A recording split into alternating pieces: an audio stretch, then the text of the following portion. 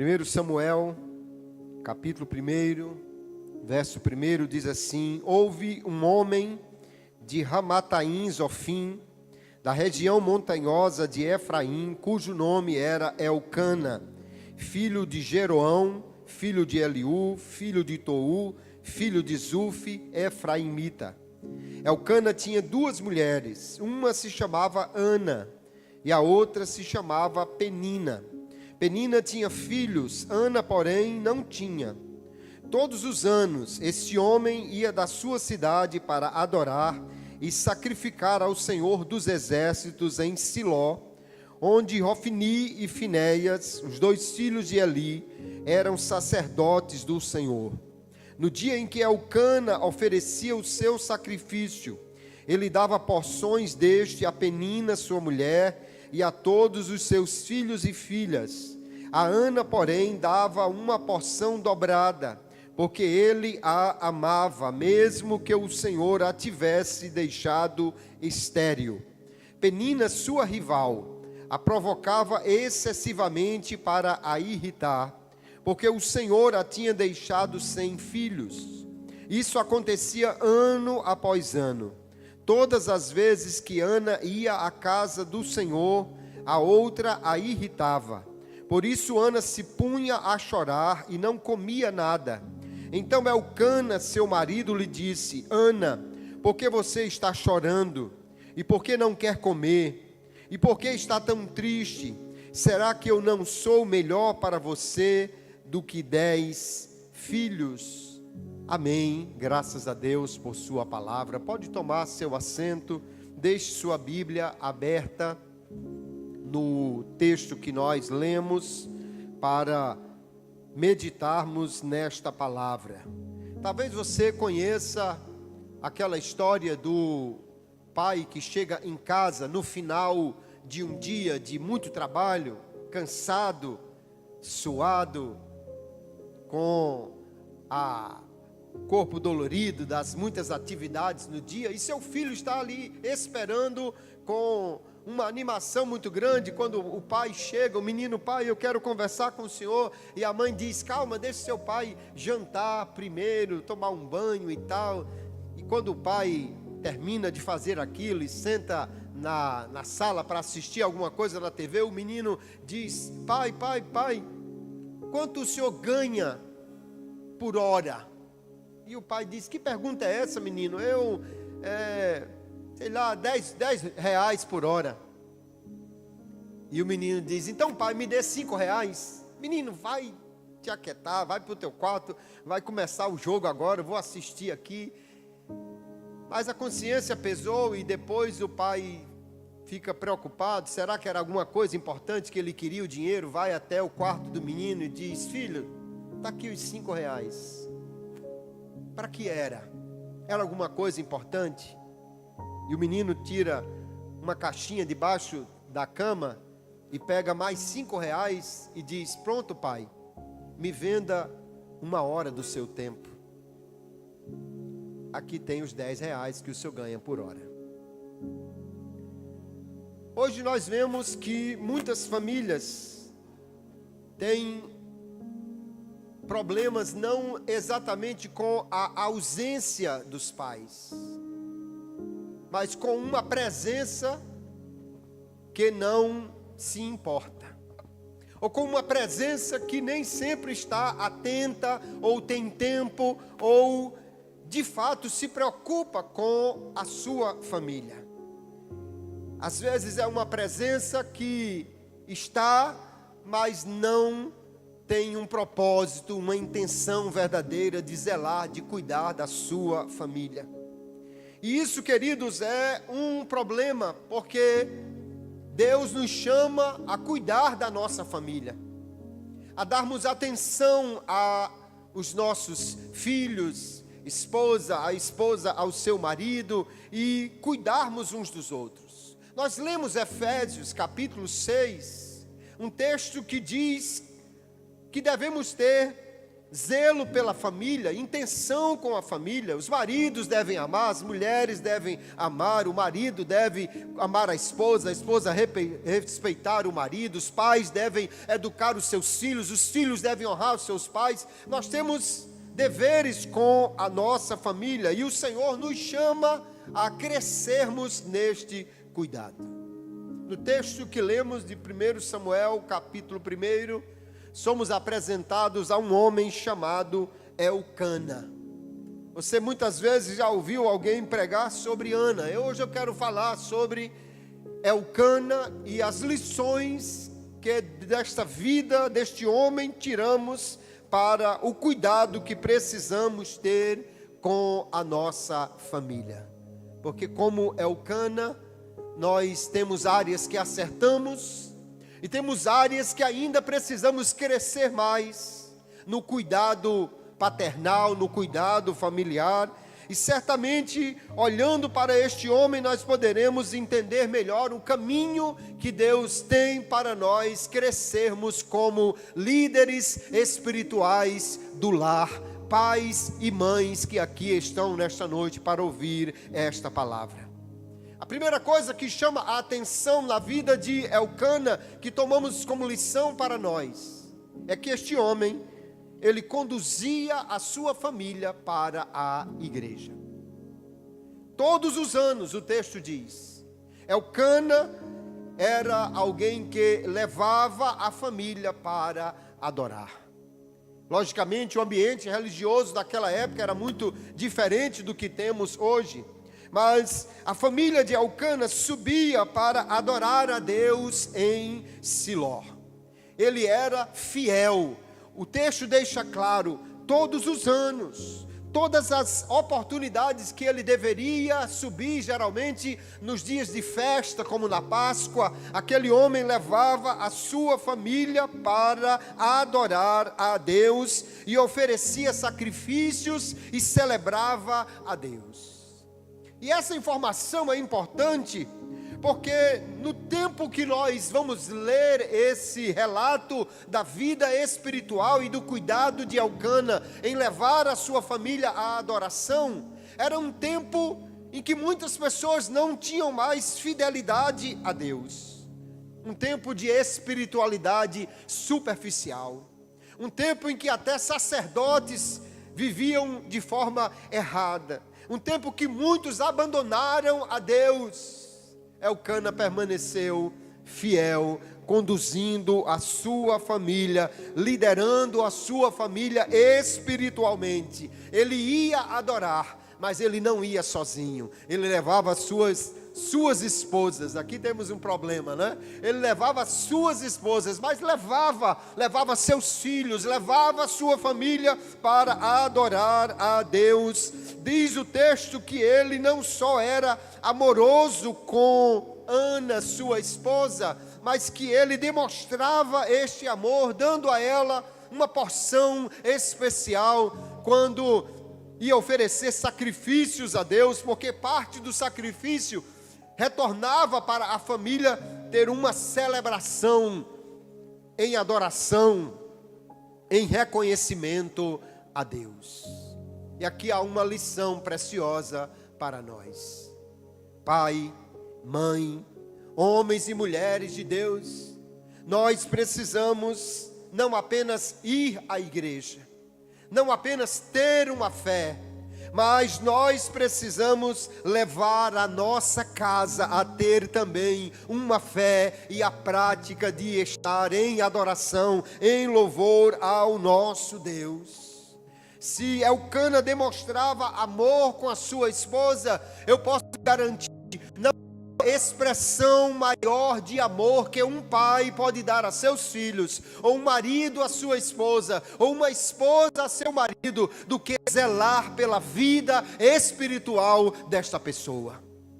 Quem ama se importa com o destino espiritual, com o destino eterno. Quem ama se importa com o relacionamento que a sua família tem com Deus. E nós precisamos então ter uma espiritualidade que alcança a nossa família. Hoje, infelizmente, temos pessoas que vão à igreja, que se preocupam com a sua fé, mas no quesito de levar a sua família, deixam a desejar. Às vezes o filho diz, não, eu não vou, e ele diz, tudo bem, fique em casa. A esposa vem para a igreja e o marido diz, não, hoje eu não vou, e ela disse, tudo bem, fique em casa. Às vezes nós temos casais que vão à igreja, mas não se preocupam com os filhos, com genro, com nora, com netos. Nós precisamos ter uma responsabilidade de sermos líderes espirituais da nossa família. Vá à igreja ou venha à igreja, mas não venha sozinho. Traga a sua família, traga a sua casa para cultuar ao Senhor. E além disso, nós precisamos zelar para ter uma rotina espiritual na nossa casa. Porque a melhor maneira de fazer com que a família venha à igreja é primeiro levando a igreja até a família. Ou seja, levando a prática da espiritualidade para a sua casa. E não há maneira melhor de fazer isso do que realizando o culto doméstico. Culto doméstico, queridos, é quando a família se reúne para adorar a Deus na sua casa. Como é que faz o culto doméstico? É simples. Você reúne a família, pode ser ao redor da mesa, pode ser sentado no sofá, pode ser em outro ambiente que você tenha na sua casa. E ali cantam, ali leem a palavra, ali oram. Alguém pensa que não tem tempo para realizar o culto doméstico, mas o culto doméstico pode ser realizado até em 5 minutos, em 10 minutos. Se você canta um hino curto, lê um salmo que não seja o 119 e faz uma oração por toda a família, você já fez o culto doméstico.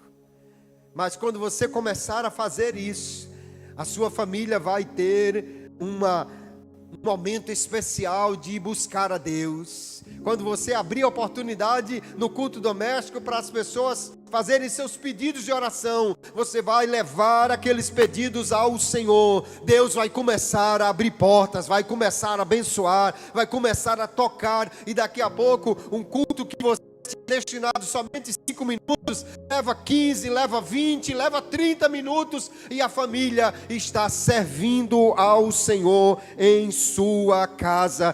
Nós não podemos terceirizar apenas para a igreja a condução espiritual do nosso lar. Elcana dizia, vamos todos para a adoração. Elcana levava a sua família para adorar. E isso na realidade é mandamento de Deus. Nós vemos que ensinar os filhos a palavra é um mandamento que Deus dá aos pais já em Deuteronômio capítulo 6. Nós lemos em Efésios capítulo 6 que os pais devem criar os seus filhos na disciplina e na admoestação do Senhor. E isso não é apenas na igreja, mas em todo o momento que nós podemos fazer isso.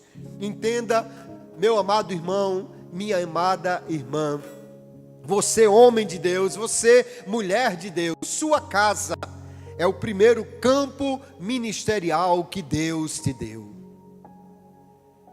Quando nós lemos histórias como a de Susana Wesley, uma mulher que ficou conhecida por dar a seus filhos uma formação espiritual dentro da sua casa.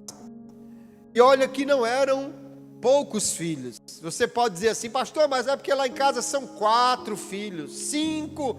Eu não tenho tempo para dar instrução para esses meninos. Bom, então você precisava ter uma conversa com Susana Wesley, porque ela tinha só 19 filhos. Mas a história diz que toda semana ela tirava 1 hora para conversar com cada um deles individualmente. Como está a sua vida? Como está a sua oração? Que livro da Bíblia você está lendo? Como é que você está obedecendo? Ela instruía seus filhos a ler a palavra, fazia cultos domésticos. O culto doméstico de Susana Wesley começou a ficar tão animado que os vizinhos ouviam os cânticos, ouviam o que estava sendo ensinado. Resultado, um vizinho um dia disse: eu posso participar do culto doméstico? Pode. O outro disse: eu vou também. E houve dias que tinha mais de 100 pessoas no culto doméstico na casa de Susana Wesley. E a figura mais famosa desta mulher é que quando ela estava na cozinha, sentada num banquinho, mas com o avental cobrindo a sua cabeça, os filhos já sabiam: não interrompa a mamãe, porque ela está ligada com o céu, ela está orando, ela está falando com Deus. Seus filhos cresceram debaixo dessa instrução e influência. John Wesley se tornou um pastor da maior denominação do seu tempo. Carlos Wesley se tornou um dos maiores hinólogos. Se você acha que é muito, porque tem compositor aí que já fez 20, 30 hinos, Carlos Wesley compôs mais de 3.000 hinos formados pela influência que receberam na sua casa. Elcana nos ensina: venha para a igreja, mas não venha sozinho. E antes de vir para a igreja, leve a sua família à adoração lá no seu lar. Faça o culto doméstico. Estabeleça momentos de oração, campanhas familiares. E certamente Deus vai abençoar a sua família. Mas aqui há um alerta para nós da história de Elcana. Enquanto ele era muito ativo e muito fiel em ir à adoração com a sua família, havia um problema na sua casa que ele não estava tratando. Porque os pais também precisam interferir em ambientes que estejam prejudicando a sua família. O texto nos diz que Ana não tinha filhos, mas a outra mulher, isso era coisa daquela época, obviamente ninguém deve copiar esse lado de Elcana.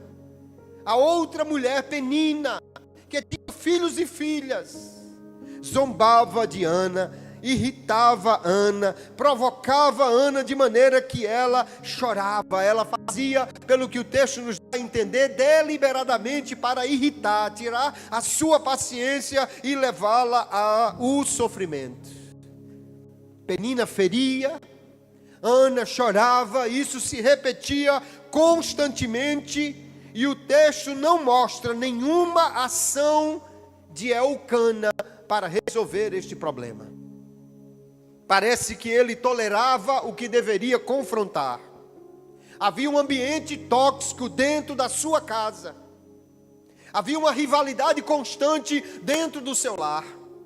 Havia algo que levava sua esposa à tristeza, às lágrimas.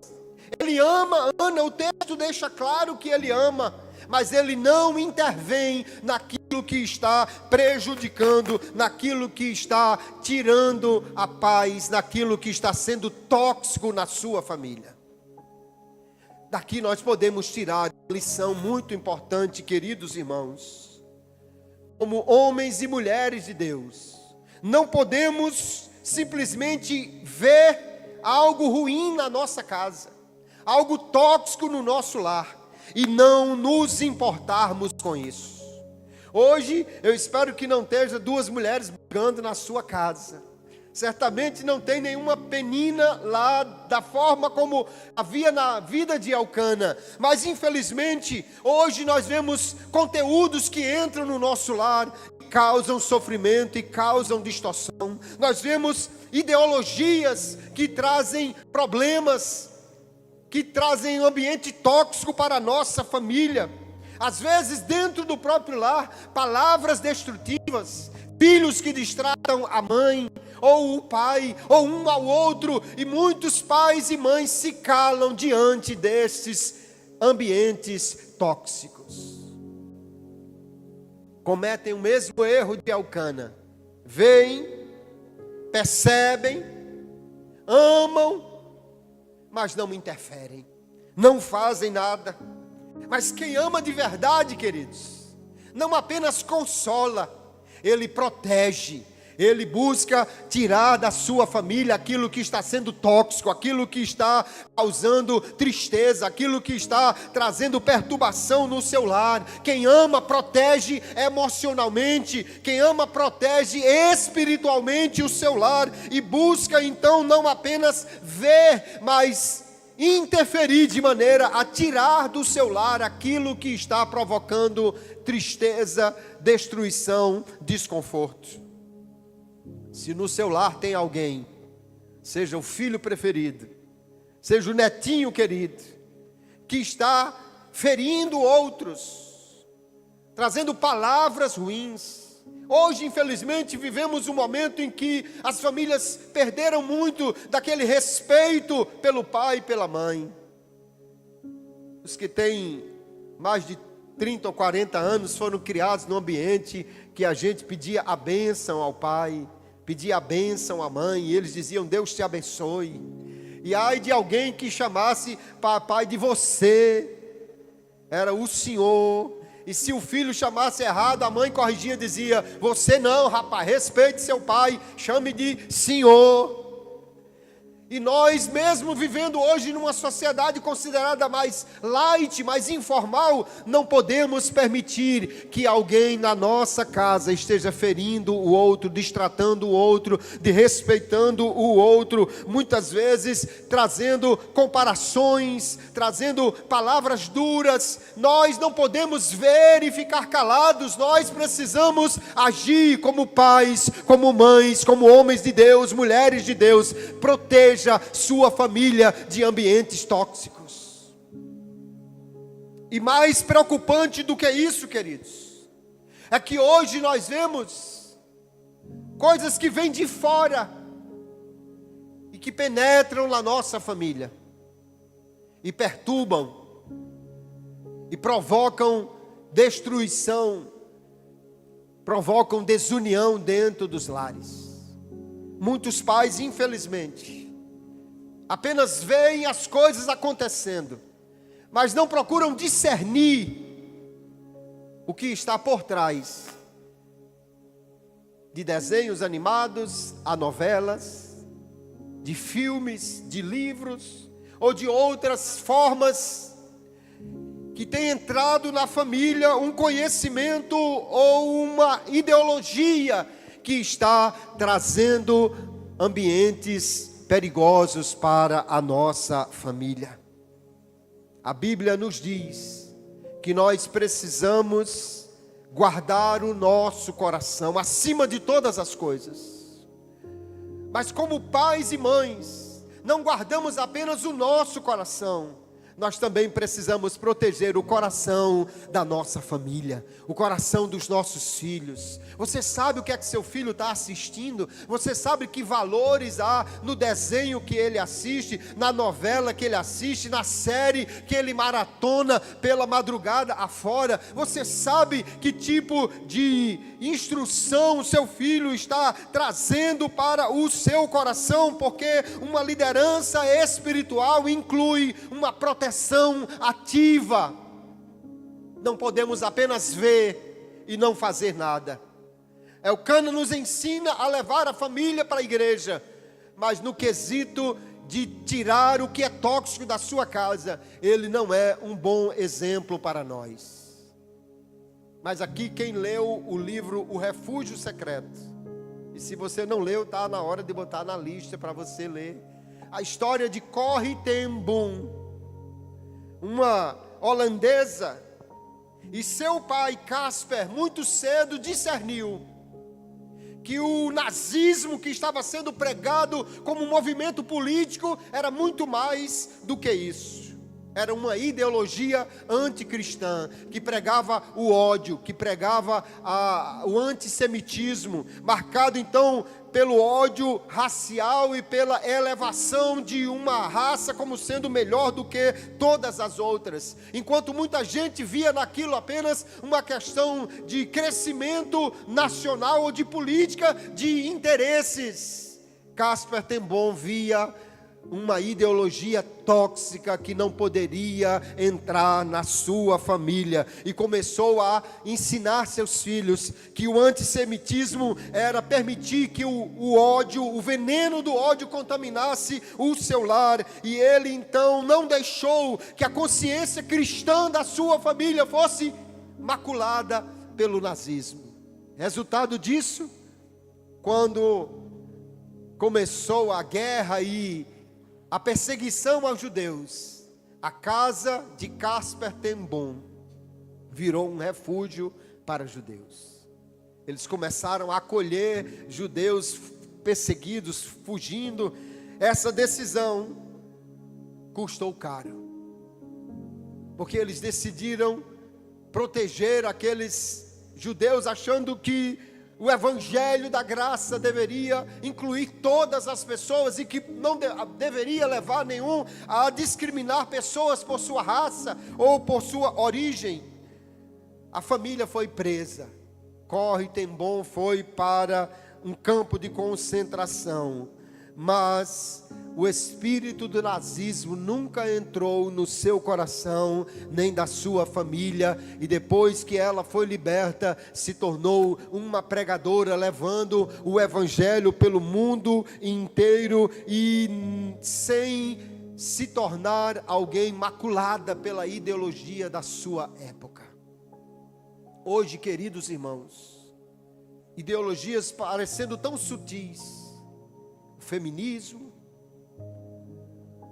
a ideologia de gênero, tantos conceitos que, confrontados pela Bíblia, não têm sustentação, mas que às vezes nós simplesmente olhamos e dizemos: não, é isso mesmo, é coisa da época. Nem prestamos atenção na forma sutil como esse ambiente tóxico vai se formando dentro de lares, e por não vigiar, famílias perderam seus filhos, que deixaram o lar e foram viver até em acampamentos de grupos por aí. Por não vigiar, pessoas perderam a sua fé, se afastaram de Deus. A Bíblia deixou de ter importância, Deus deixou de ser o primeiro. Mas nós podemos olhar para a família de Elcana nesta noite e entender: não podemos permitir que algo tóxico entre na nossa casa e nós não nos importemos e não façamos nada, porque Deus nos deu sabedoria, autoridade, Deus nos deu graça para nós, no nome de Jesus, abençoarmos a nossa família. Deus lhe deu, pai, Deus lhe deu, mãe, autoridade para, no nome de Jesus, guerrear pela sua família. Eu já falei, nós não teve sucesso, então fale com Deus, ajoelhe-se e ore, apresente a sua família, brigue por ela, expulse no nome de Jesus espíritos que estão influenciando o seu lar, mas não deixe que a toxicidade permaneça na sua casa sem que você faça nada.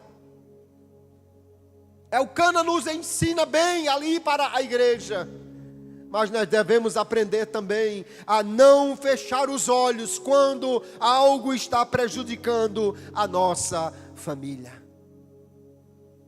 Mas tem um último ponto em que Elcana deixa a desejar, e nós que já tiramos lições positivas da vida deste homem, agora mais uma vez vamos tirar uma lição para evitar. Elcana se torna um pai que tenta ocupar o lugar de Deus. Ana não tinha filhos, e Elcana vai falar com ela, e ele diz: olha, Ana, mas eu não sou melhor para você do que 10 filhos. Eu não posso dar a você mais do que esses filhos. Essa frase, queridos, pode parecer uma frase simples, mas ela é muito perigosa. Por quê? Porque o texto deixa claro, até no entendimento teológico desta época, quem podia abrir a madre e quem pode dar filhos é Deus.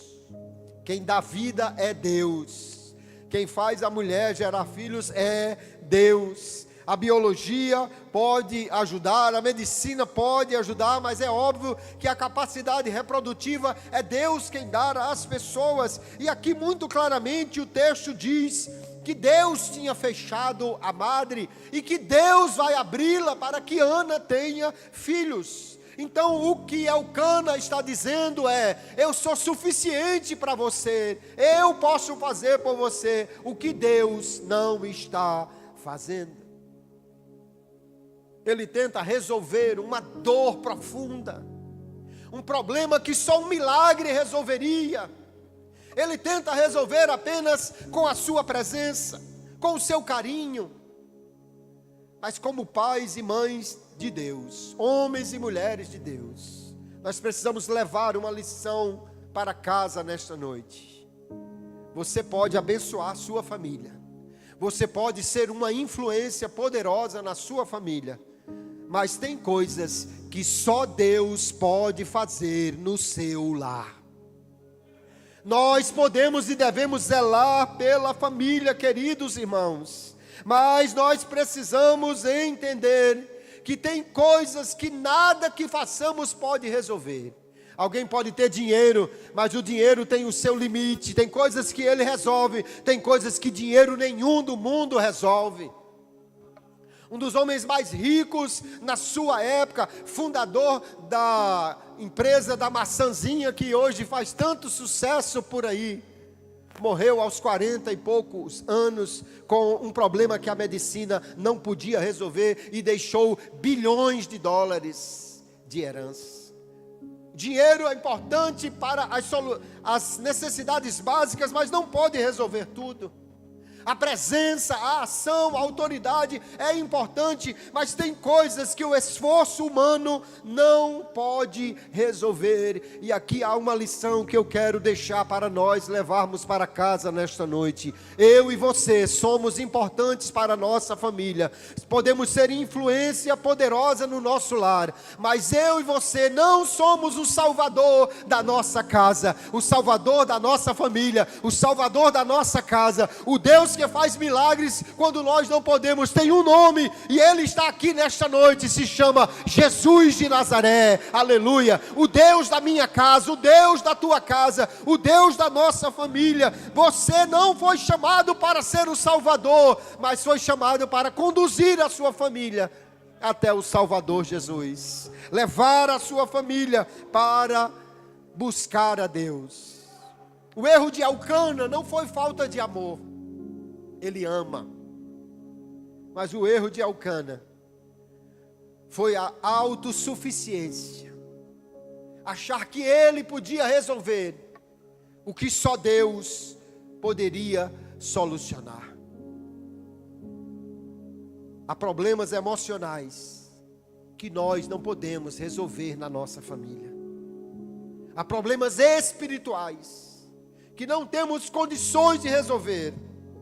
Mas não há nada que Deus não possa resolver na nossa família.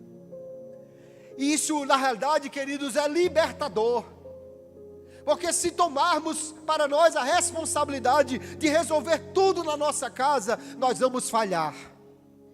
Mas quando nós colocamos Deus neste negócio, em vez de dizer, eu basto para a minha família, eu sou suficiente para a minha casa, eu sou melhor do que qualquer coisa, minha família já tem eu e eu resolvo tudo, nós precisamos dizer, Deus seja o socorro da minha casa, seja a proteção da minha casa, seja o provedor da minha casa, porque o salmo que nós sempre lemos até em cultos de família diz, se o Senhor não edificar a casa, em vão trabalham aqueles que a edificam.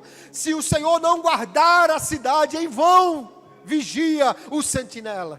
Você pode ser o guardador mais feroz da sua família, mas tem coisas que você não vai ver, não vai alcançar. Mas quando Deus está guardando a família, não há nada que passe pela sua proteção. Quando Deus está agindo no nosso lar, não há nada que possa ultrapassar o seu cuidado. E nesta noite temos uma preciosa lição para nós.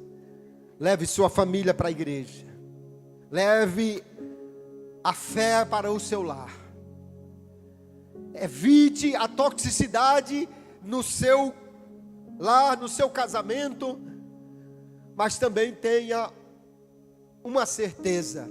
Há coisas que nós não podemos resolver, mas Deus pode. Em vez de Elcana e nós também dizermos: eu sou o suficiente, eu sou melhor do que qualquer coisa, nós devemos reconhecer os nossos limites e ensinar a nossa família a depender de Deus, porque se nós dependermos do Senhor, nós teremos resultados extraordinários na nossa família. Eu ouvi há anos atrás, talvez alguém aqui tenha ouvido ou conhecido o testemunho de um médico. Ele dizia que era ateu, que não tinha nada com Deus e desprezava qualquer ideia religiosa. Aquele homem um dia pegou o seu filho, e ele era dono de um hospital, tinha alcançado um sucesso financeiro e social estrondoso. Pegou o seu carrão importado, pegou o seu filho e uma amante e foram para uma praia distante. Mas naquele lugar, quando a maré subia, não se podia voltar para o continente até que baixasse novamente. Um lugar turístico, mas sem estrutura. Ele estava ali bebendo com aquela amante que ele havia levado e seu filho por ali. De repente alguém chama, grita, e quando ele vai ver o que estava acontecendo como médico, uma pessoa estava tendo uma overdose. Havia usado uma substância em excesso. E quando ele afasta a multidão, eu sou médico, o que ele vê não era outro senão seu filho.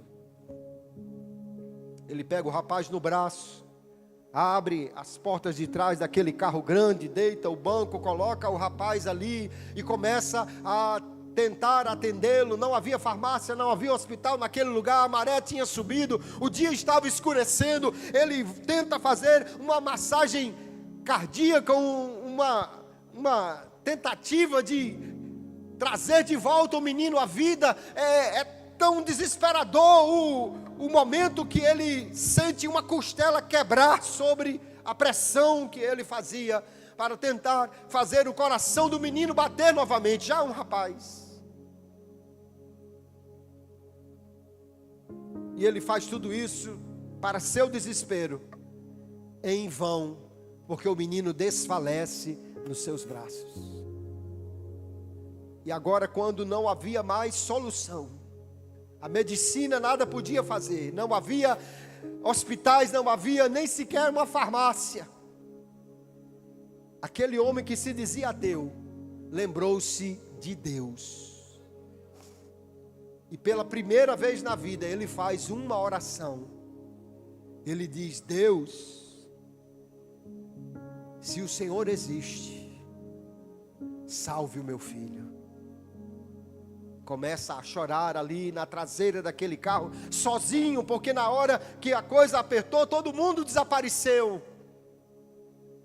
Ele conta no relato que uma luz intensa invadiu aquele carro e ele ficou sem entender o que estava acontecendo. A próxima coisa que ele sentiu foi uma mão pegando no seu braço.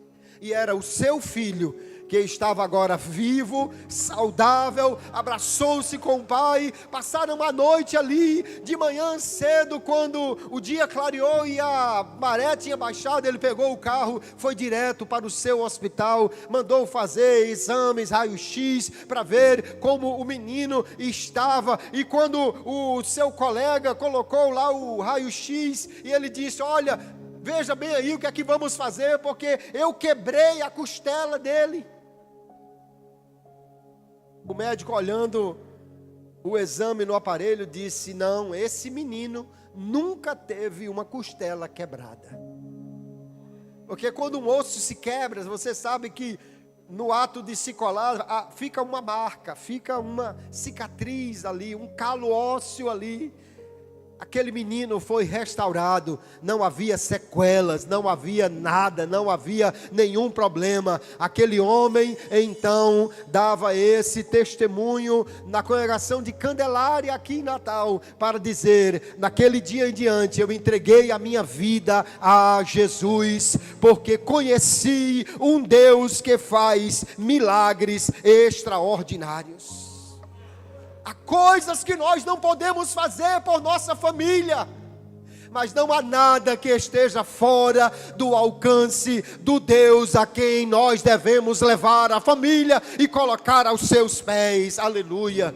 Que nesta noite o Senhor nos ajude, que nós sejamos mais do que homens e mulheres de igreja, que sejamos verdadeiros sacerdotes no nosso lar. Ore com a sua família, leve a sua família à adoração no culto doméstico, assuma a responsabilidade espiritual pela sua casa. Também tenha sensibilidade para não permitir que a dor ou um ambiente tóxico tire a paz da sua família. Haja, intervenha. Mas mais do que apenas ser um guia para a adoração da família e um confrontador para não permitir que ela seja dominada por algo tóxico, leve a sua família a confiar em Deus em todos os momentos, porque Deus é aquele que por nós fará aquilo que eu como pai, você como pai ou mãe, nós não podemos fazer, mas Deus é fiel para abençoar a nossa casa. Fique de pé comigo, por favor. Nós vamos concluir esta palavra. Eu vou convidar o Ministério de Louvor para encerrarmos louvando ao nosso Deus. Homens de Deus, mulheres de Deus, nós não somos infalíveis, mas estamos num processo. Talvez você esteja como Elcana, já levando a sua família para a igreja. Faça mais do que isso. Nesta noite, assuma diante de Deus uma postura de ser alguém que batalha pela sua família, alguém que briga pela paz no seu lar. E se você disser: mas como é que eu vou fazer isso, pastor? Eu tenho uma notícia extraordinária para você. O Deus que nos deu a sua palavra para instruir como devemos agir, é o mesmo Deus que nos deu o seu Filho que morreu por nós ali na cruz. Elcana tem falhas, mas Jesus é o modelo perfeito para nós. Com ele nós aprendemos não só a conduzir as pessoas em adoração, mas em lutar por elas. Jesus corrigiu Pedro, Jesus intercedeu por Pedro, Jesus instruiu os seus discípulos, corrigiu-os quando algo estava acontecendo de errado, mas ele fez mais do que isso. Ele morreu por cada um deles, e morreu por mim e por você, para que nós possamos ser hoje quem nós nunca poderíamos ser, se ele não tivesse transformado a nossa vida. E o Jesus que nos transformou, nos deu também do seu Espírito. Se você é crente em Jesus, você é a habitação do Espírito de Deus. Deixa eu ver, levante a mão aqui. Quantos crentes em Jesus tem aqui nesta noite? Você é um crente em Jesus? Levante sua mão aí, aleluia. Se você é crente em Jesus, se você é um servo de Deus, uma serva de Deus, O Espírito de Deus está em você. Ele é guia, aleluia. Se você não sabe como fazer, peça, Ele vai lhe instruir. Ele é capacitador. Se você acha que não tem força, se você acha que não tem palavras, peça a Ele que Ele dá, aleluia. E aí, acima de tudo, Ele é o Deus que responde a oração quando clamamos, que age em favor da nossa família. Não desista, nem deixe que nenhum problema domine o seu lar ou traga tristeza a ele. Você tem um Deus que é poderoso para abrir madre, para resolver problemas, para tirar filho das drogas. Um Deus que é poderoso para trazer de volta o que foi embora, para restituir, para restaurar. Esse é o Deus que nós servimos, aleluia. Se há alguém aqui nesta noite que ainda não entregou a sua vida para Jesus, ou quem sabe já andou com Jesus, mas permitiu que alguma coisa se colocasse entre você e a sua caminhada com Deus e parou no caminho, hoje eu quero convidar você que ainda não entregou a vida a Jesus. Entregue a sua vida ao Senhor nesta noite. Confia nele e Ele tudo fará. Alguém que nessa noite quer tomar a decisão de entregar a vida a Jesus, de confessá-lo como seu Salvador, dê um sinal assim com a sua mão, ou venha aqui à frente. Eu quero orar por você, a igreja vai orar por você. Alguém nessa noite que quer aceitar a Jesus, que quer confessar a Jesus como seu Salvador, venha aqui.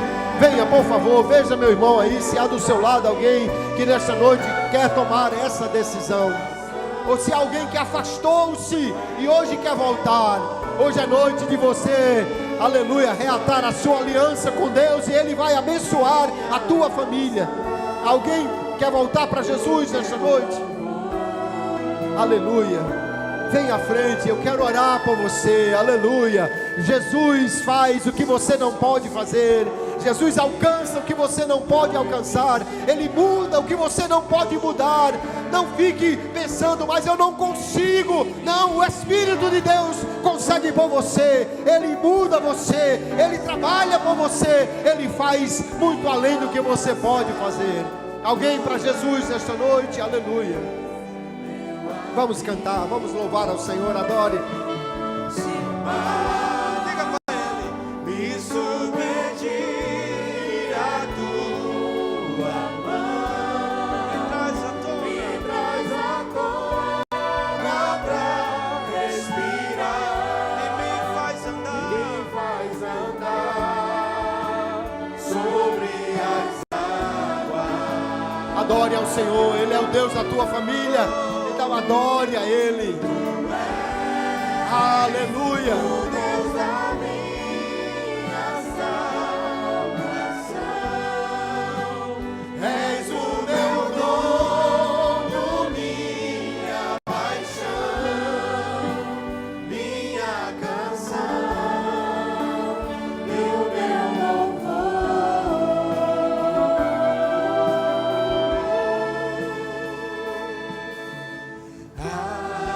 Aleluia.